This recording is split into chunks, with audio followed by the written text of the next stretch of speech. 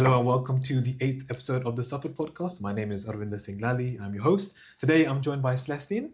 Poncho. Nice to have you, Hi. Celestine. So we're going to be talking about Celestine's journey today. She works within the creative industry, so there'll be a lot to discuss. So yeah, just introduce yourself and tell us about it. Well, thank you so much for having me today. So my name is Celestine. I'm French. And I'm a creative. So photography, videography, event planning, all of those good things. All amazing things. And again, similar to the structure we've been following, I actually met Celestine at a train station, tube station, St. Yes. James's station to be precise. That seems to be the rhetoric of how I meet my guests. I love that.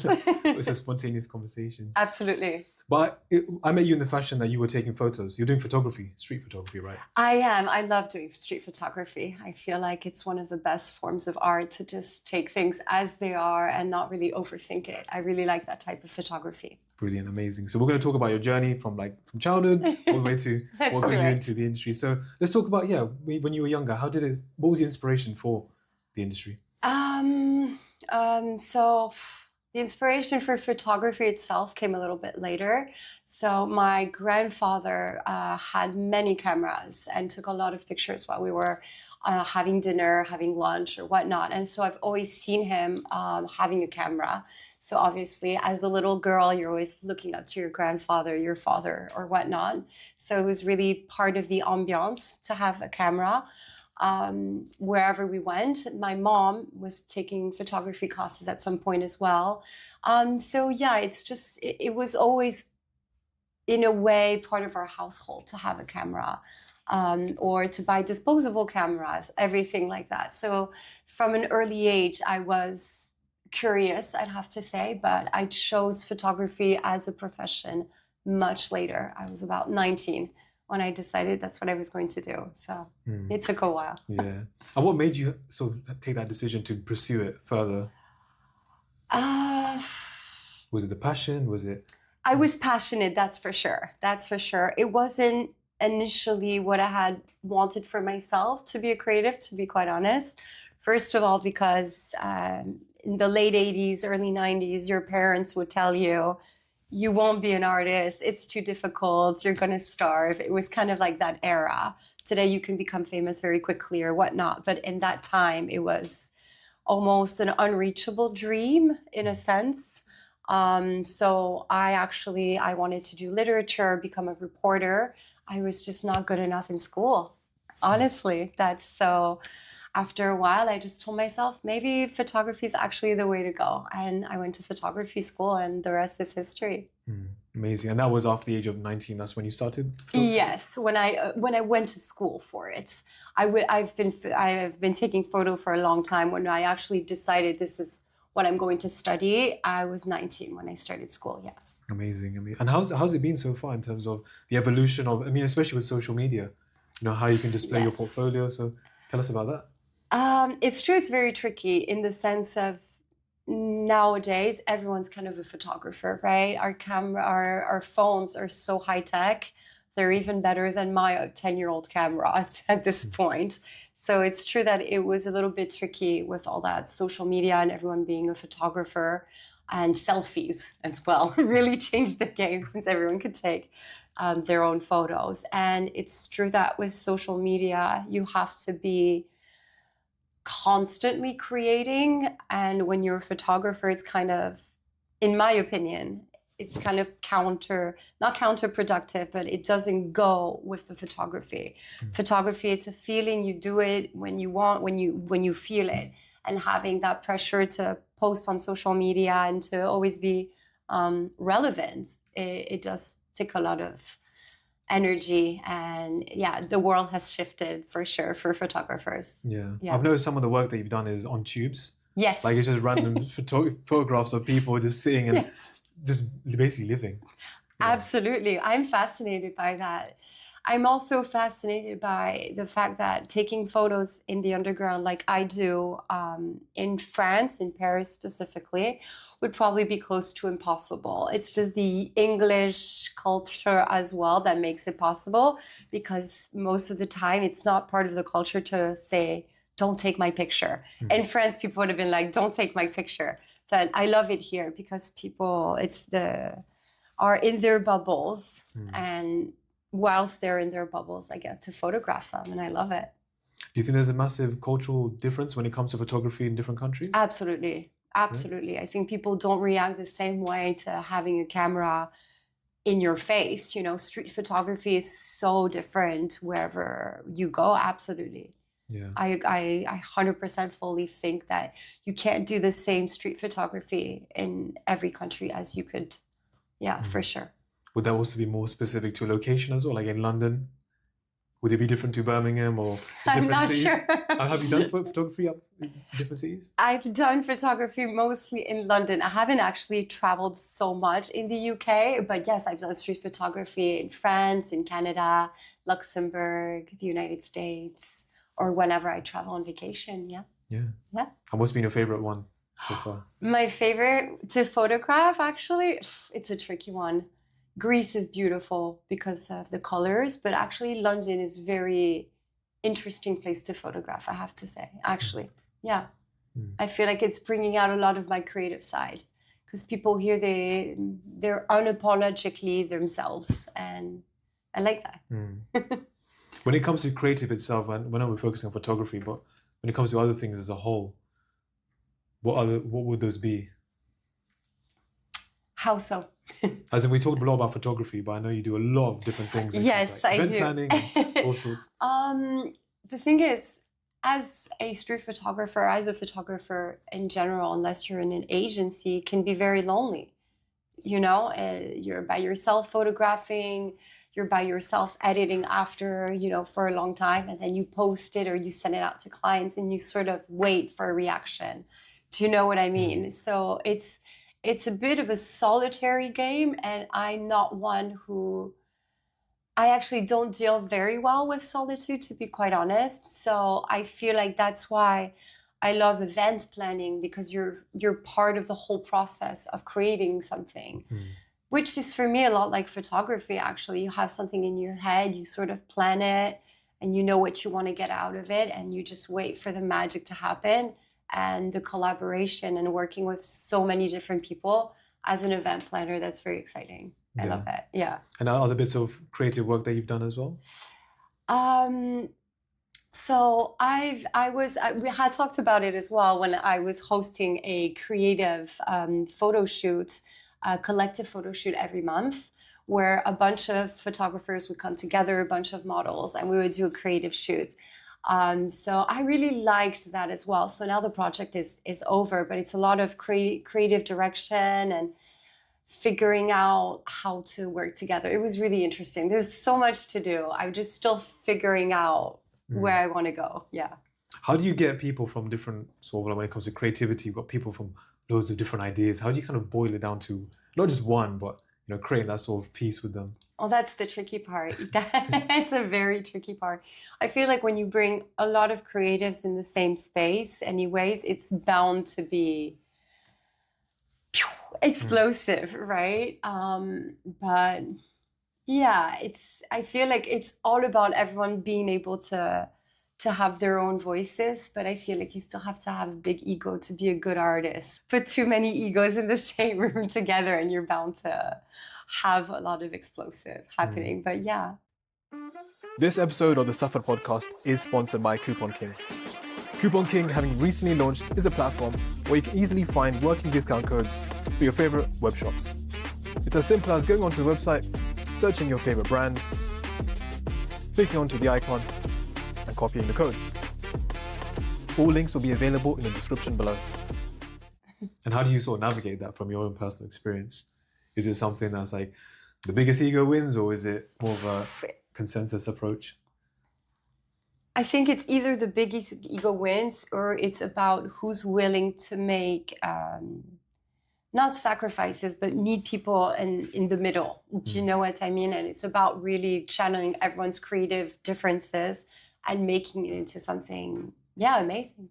And in terms of what you're doing now, in terms of photography, is there any projects that you're currently embarking on? Or I am actually working on something very, very exciting. And it's actually a project kind of reminded me of how you and I met. So I was in Camden with my camera taking street photography, and as it is the vibe in Camden. There was this rock and roll band, like long-haired guys, like really rock and roll. And I started photographing them.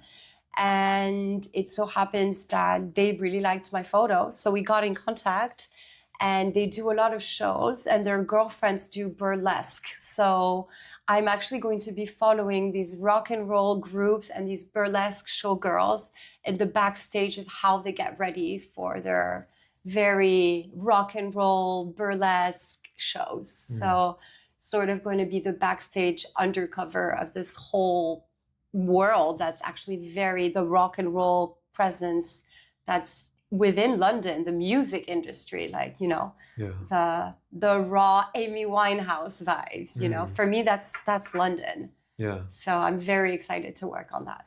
And is that how you get most of your projects? Is it just purely just being in public, taking photographs and Actually, showing? I think so Yeah. most of the time. Yes, because or else I feel like that's how you get the most organic projects. And I think you can agree. That's why I'm here today. It's because, we met randomly. And so, yeah, I feel like it's difficult to put yourself out there, like on social media, for example. But for me, it's easy to put myself out there when I'm in the streets or, just having like organic connections. And yeah, I feel like that's the best place to network is actually to go out in the streets or go to events and meet people, for sure. And then we talk about formalities as well, like in different countries, the formalities of photography will be different. So imagine if you were in France or in America, as you mentioned, would the same approach work, or would it have to be sort of tailored towards the way the culture deems photography, that, not to find it offensive or inappropriate?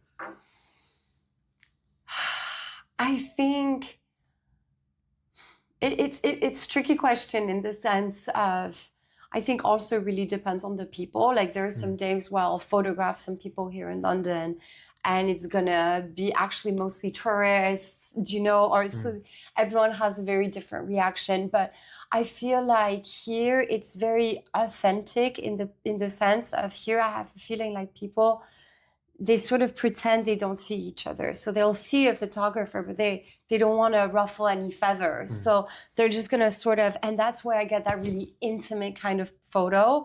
In America, they would see me be like, hey, what's up, girl? And so my photo would be just like, wow, Yeah.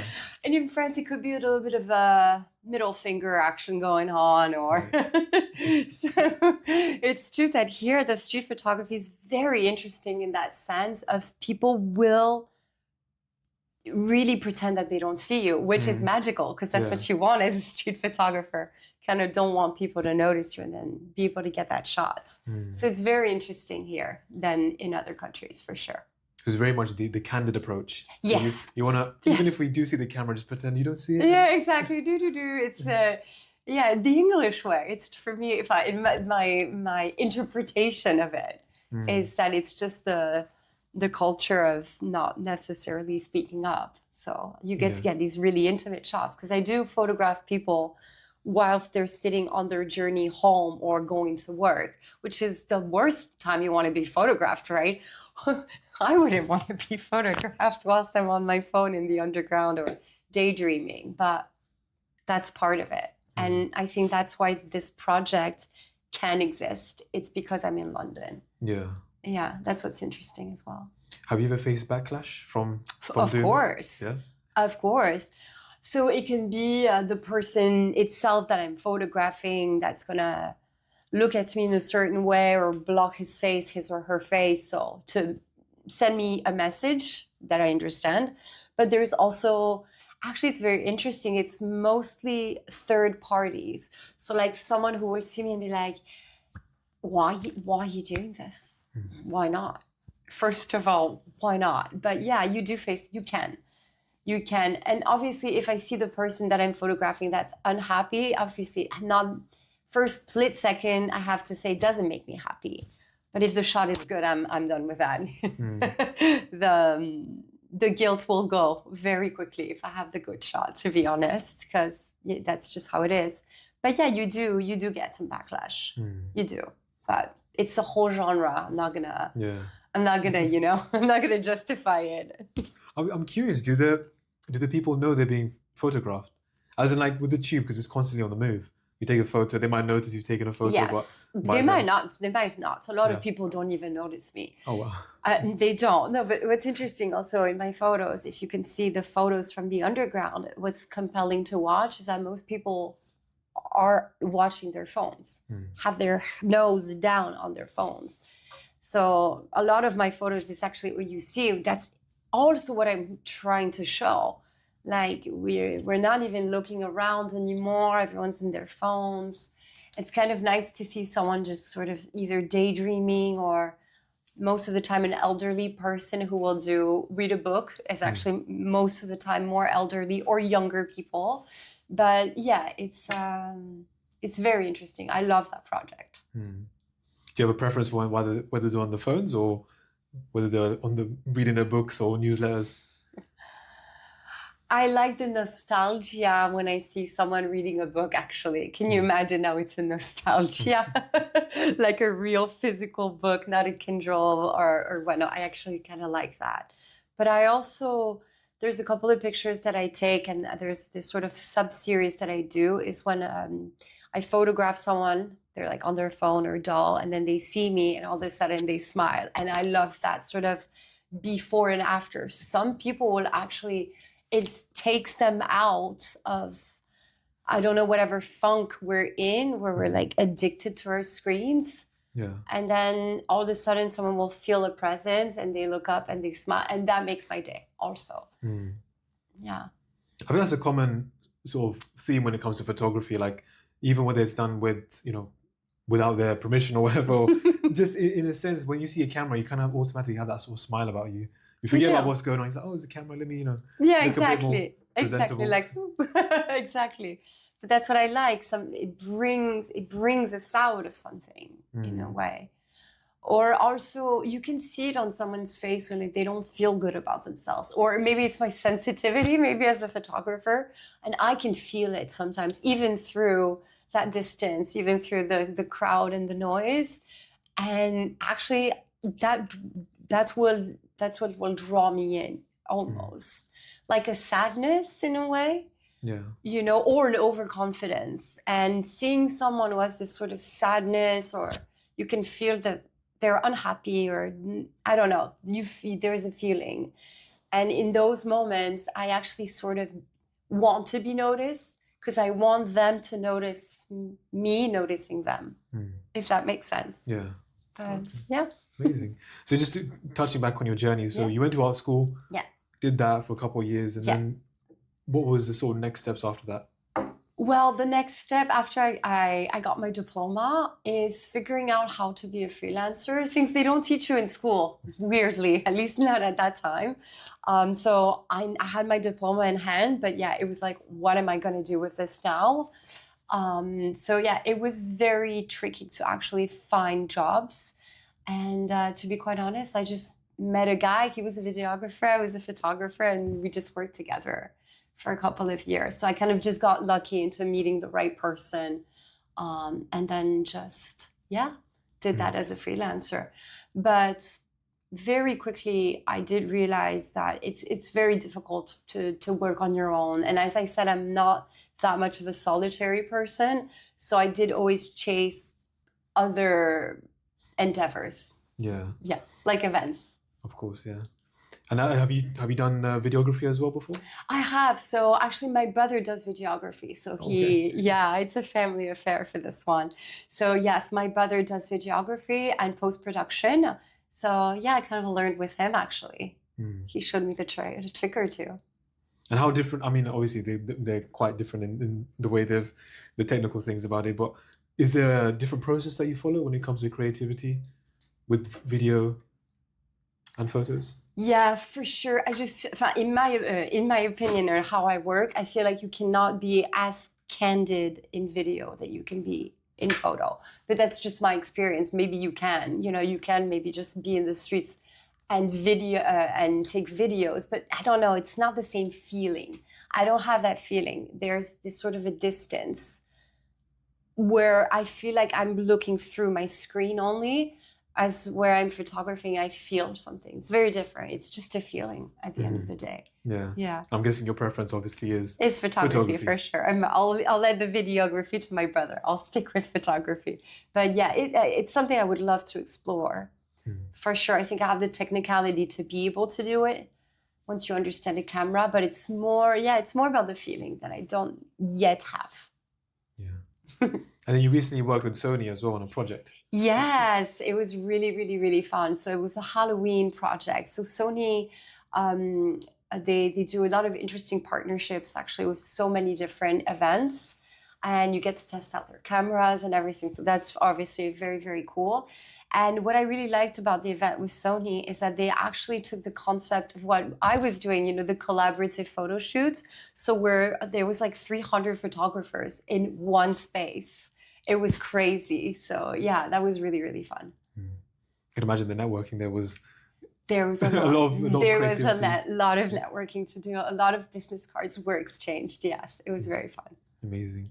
And in terms of the viewers are watching this, podcast, and they want to get into creativity, photography, do you have any tips for them? Oh wow! Believe in yourself. I feel like you can, especially today, you can learn a lot of things online, right? You don't necessarily need to go to school or pay bunch of money to be able to learn anything. So I feel like the technical aspect, if you have to sort of let go of it, you can learn. Anyone can learn anything. It's literally, as long as you have structure and you tell yourself, is this what I really want? I would say go and do it. It's a feeling. It's in your heart. I'm sorry, I keep hitting that button. Hello. It's a feeling. It's not about technicality. And sometimes even people would say, oh, Celeste, but the frame, it could have been more like, no, man, I didn't feel it like that. That's it. So I would say overcome the technicality or being perfect. Do it, feel it, and think later. Feel before you think. Voila. It feels like it's very much like an intuitive approach. Absolutely. In my opinion, it can only be intuitive. After you can master some skills along the way, like using a long shutter speed or post-production or whatever. But at the end of the day, it's intuition, it's a feeling, it's nothing else. And what has been your most hardest experience within photography? Oh, Lord. I literally deleted all of the photos after a shoot. Zach, I'm sorry. No, for real. That was mortifying. I literally erased all of the photos on a mishap. I think that was horrible. Other than that, I mean, it makes me happy, so nothing. Yeah. Was it intentional or was it? No. No. Okay. No, it was a mistake. It was a full-on mistake. So I had a shoot.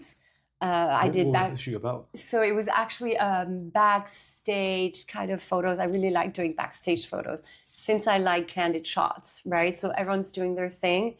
I'm photographing, and so it was for a clip for an artist named Zach. He's amazing, by the way. You should put him in the description. So yeah, we were doing a clip, and he was so excited, and it was the first time I was working with him. A new collaboration. And the next day I had another shoot. And so, I don't know, I erased the pictures thinking I had transferred them and I hadn't. So I lost a whole day of work and it was mortifying. Yeah. But yeah, don't do that. Always double check. But I think that's the worst thing that can happen to a photographer, honestly. Or photographing without a memory card in it. That happened to me as well. It happens. Stuff happens. It's just about how you deal with them, right?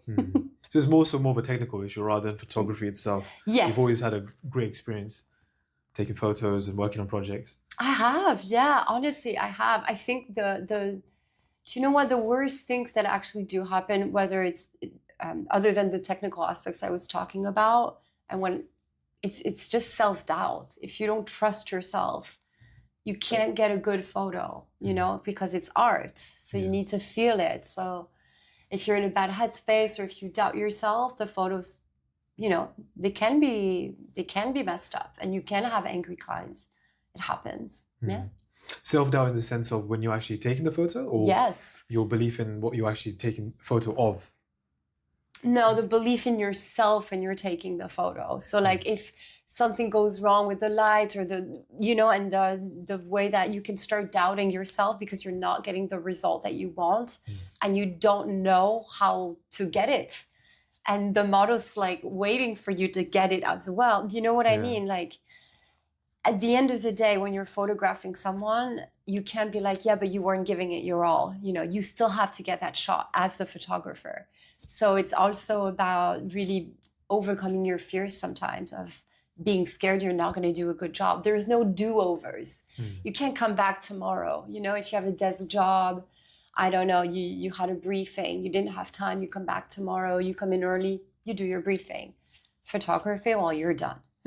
There's no do-overs in a way. Yeah, you can, but it's very much live in the moment.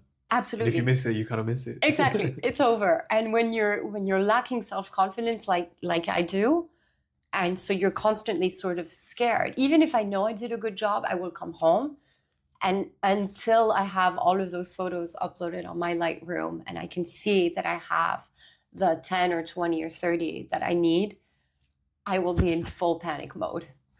And I still know I'm a good photographer. That still happens.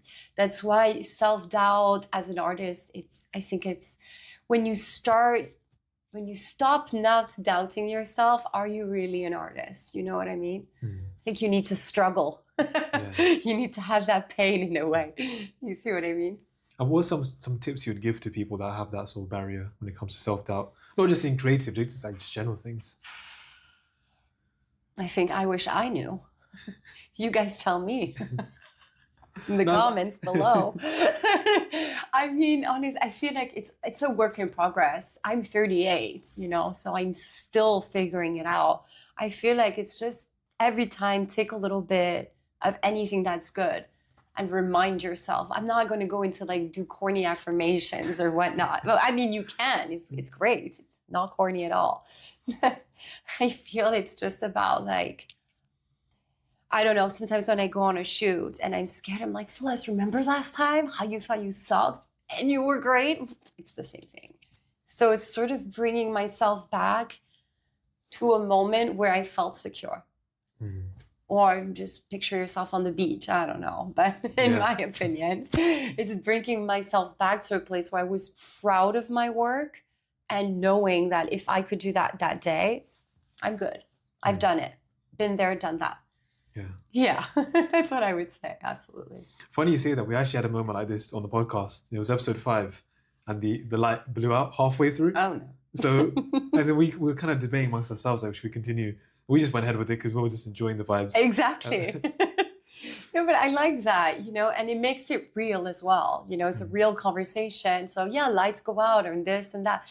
It happens. I feel like it's part of it. And I feel it's what makes things authentic. We're in a curated world. Everything needs to be perfect. Like who invented filters even, who even thought of that?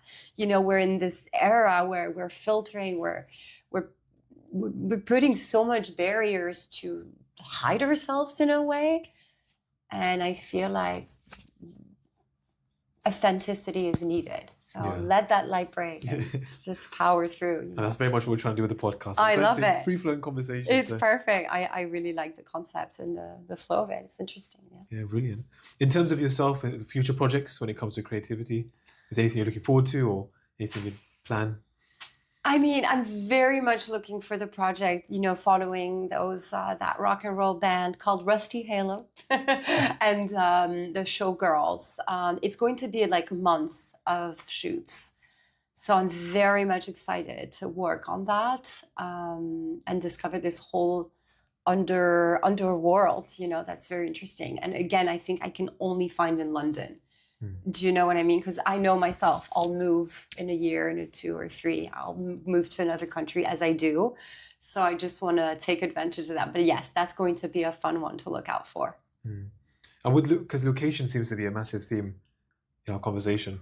Do you think those opportunities will exist elsewhere, even if it's in other capitals like Prague or Vienna? Yeah, of course. Yes, absolutely. It's just different vibes. But I'm in the era that I'm in my head, in my heart, like right now, fits with this London era. This rock and roll London type vibe. So yeah, no.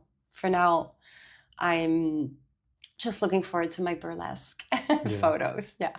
And do you get to direct that as well, or was it purely they just kind of go with the like whatever their plan was, or do you kind of give them direction when it comes to uniform or costume Not designs? at all. No. You're just there purely. I'm a little mouse, just following away. I'm not in any capacity. That's the thing. I'm here, but I'm not here. They do their things. It's their vibes, and I'm just here to give a glimpse to, because it's an interesting seeing how a show comes together and how these girls get ready and all of that. It's interesting, and not everyone gets to be a part of it. You come into a show and it's already there, beautifully set up for you. Sorry, beautifully set up for you. The plant is a +1 on this. Yes, on this. It's our third guest. Bonjour. No, yeah, it's really about those candid shots and me being in the dark. So there's not a case where you'd be like directing them to maybe do this pose, or not at purely all. Just candid. I mean, I can, yes. So there is this one shot where I said, "Look at me," but little things. I won't direct them in the sense of like how they have to pose and everything. It's the goal is for it to be raw, not at all really thought out. If you know what I mean. Yeah. It definitely does come across that way. Yes. On the Instagram page, a lot of the photos I look, I'm like, wow, this is very, very candid. Like, I know. Too perfect. Yes, it's because I think that's really my forte, to be able to see and capture and have something that's just in the moment is really the word. Yeah, I think that's incredible. One of the things that I'm always curious about, because I've done a bit of photography, a bit different to what you're doing with street photography, more like Polaroid photography. But it's that approach when it comes to people, how it enables you to be more social. Yeah. Because that's one of the greatest things about photography for myself, my personal experience, is like that social aspect. Yeah, Speaking absolutely. to people, meeting people, again, that's how we met as well. Is that something that you enjoy as well? Absolutely. Of course, it's part of it. And that's what I think that matches well my personality, is that when you're a photographer, you get also to... So as I said, it can be a lonely process as well, but it also gives you that opportunity to meet so many different people. So I love the social aspect of it. Absolutely. I understand what's interesting in that as well. And just amongst photographers, it's always fun to compare and stuff and give each other tips. But it's also great. I really enjoy seeing the reaction of the people that I photograph. Yeah, for sure. That's my own little selfish thing. When you see like the smile on their faces or whatnot, or they sent you a message like, oh. And that aspect of it, I've become friends with people I've photographed or see here, and you know what I mean. So absolutely, it's a great way to socialize, for sure. Yeah, for me, the most important things is you can sort of understand someone's. And we talk about the podcast here with SAFR as well, but even having those 5-10 minute conversation with people, understanding what they're doing. Yeah, I met people in the parks where I'm having a conversation with them, and they go through the worst day of their life. It's just like I'm just some random guys here to take a photo with them. And it lightens up their mood. And like you said, absolutely. You showed them the photograph and you had the conversation with them. It's a great feeling. It is a great feeling. Honestly, I like you look so happy when you're talking about it, but so it makes me smile. But I completely agree with you. It's and the thing is also, that's the only thing I'm going to thank social media for. People are so inclined to being used to seeing people photographing themselves or filming themselves. So today, if you actually ask someone, can I photograph you? They'll be like, yeah, okay. Oh, will I go viral? Or is it for Instagram? So I also feel like you can ask more easily people today and just go up to them and, photograph them and have a conversation, because everyone wants to be on social media or wants to be seen one way or another. So that has made my job easier for that aspect. Yeah. Amazing. And have you done any park shots with your park shots? In like a park or garden? So people in a park, yes, but of parks per se, no. I really photograph people, but I photograph people in parks, but it's less my playground, to be honest. I like the streets, the rawness. Because I think we're like the opposites. Because I've purely just done parks. It's true. I remember that. I remember now your Instagram page. It's true. It's a different vibe. Yeah. The environment is a lot different because at least with people like relaxing on a park, they're having a picnic. In the streets, people are on the go. I would say it's a lot harder to get attention. I'm not sure actually. I think it's harder for you because people are relaxing, you know. It's difficult to not break, but to, you know, insert yourself in the moment where people are relaxed. When they're anxious, they're too anxious or too in a hurry to, you know. So I admire you way more than me. I just get people angry. Yeah. No, but at least with the park, they'll relax. So even if they do say no, it's true. They're still kind of just enjoying the environment. True. Yeah, I see what you mean. Yeah. But on the tube or like when you're like, you know, on the streets of London, everyone's in a rush. No one's got time to say hello. Oh, no, that's for sure. They have time to yell at me. Yeah.